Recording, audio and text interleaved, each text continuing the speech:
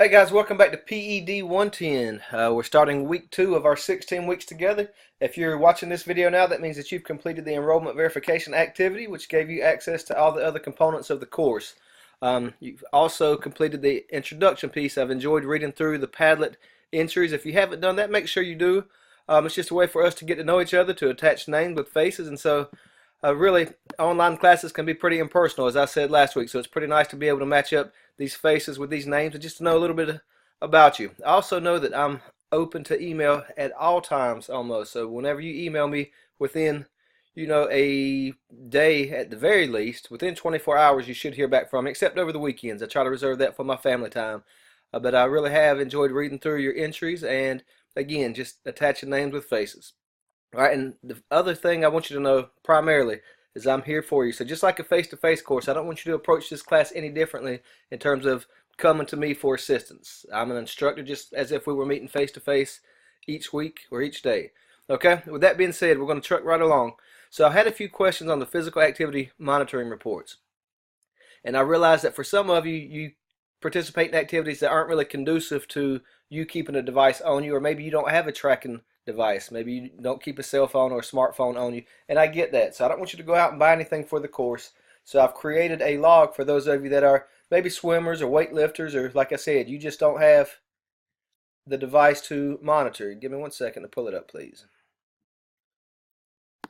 So on this log right here, rather than submitting a screenshot of your data from your device, whatever that device may be, you can manually just type in the date, the activity. So here I was using football.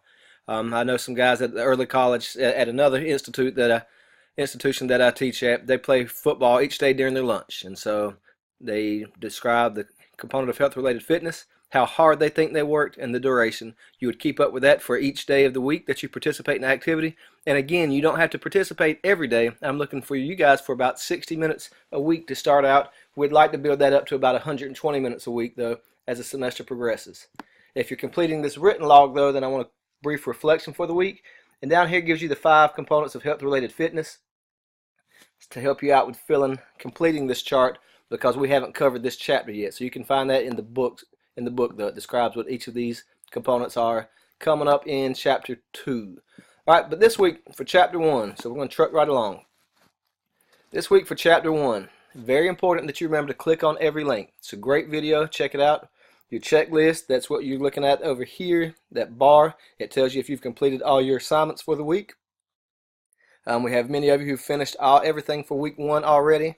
And so this chapter 1 video for week 2 will open up for you, and you can start making progress towards that. Remember, your attendance is measured by you completing the assignments due that week. So if you happen to get behind a week, go ahead and complete the current assignments and then go back and make up the missed work, because you've already been counted absent for that week, but you still want the grades, and it's important that you still get that content because it's relevant content.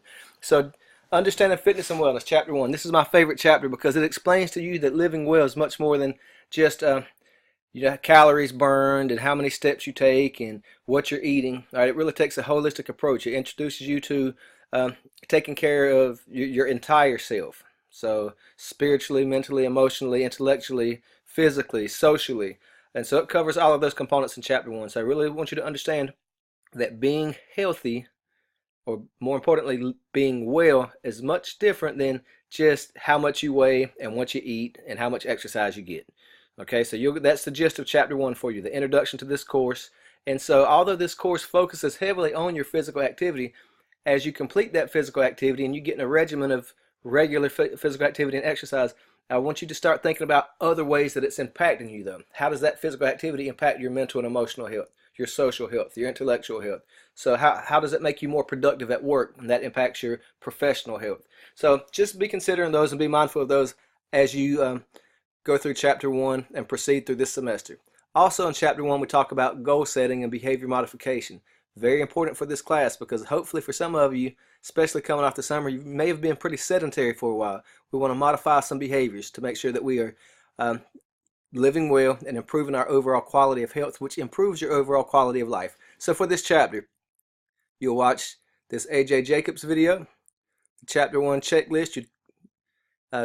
You don't necessarily have to click on that, but again, get in the habit of clicking on each link. Your chapter 1 introduction video, review your PowerPoint, complete your lab, complete your quiz, and then you'll submit your physical activity monitoring report. So I've clicked on that. Give it a second to pull up. So right here for me where it says view all submissions, for you that's where you would submit. So you'd click on that and then you'd submit the file of the screenshot or the log that you completed. You'd submit it right here on Moodle. Okay, so I hope that addresses any of the questions that you have regarding the submission. Also, oh, wrong course. Bear with me. Internet's moving very slow today. I want to take a look at your My Health Labs Plus because there will be some questions there. If you'll notice, I have all these due dates set for the end of the semester. Do not wait for the end of the semester. That just makes it easier though in case you get behind a week. If I set a due date for that specific week and you happen to get caught up, life happens and you miss that lab, it won't let you go back and make it up. So I've put all the due dates for the last day, but really complete these each week, stay on top of it. And if you remember, I told you had a 2-week trial period for free for the access code. These labs are available now, so I'll leave it at that. And most of these labs are simply reflection type labs. It's a way for you to assess yourself and your current level of fitness or wellness or whatever that component is for that chapter that week. So I encourage you to take your time on those. There's no right or wrong answers. It's about you identifying areas of your health that you're doing pretty well with, that you're taking good care of, and areas that you need to adapt some changes to and to enhance that particular area of health or component of health. Okay? Well, I feel like I've rambled enough. This week, of course, you'll have your Chapter 1 lab.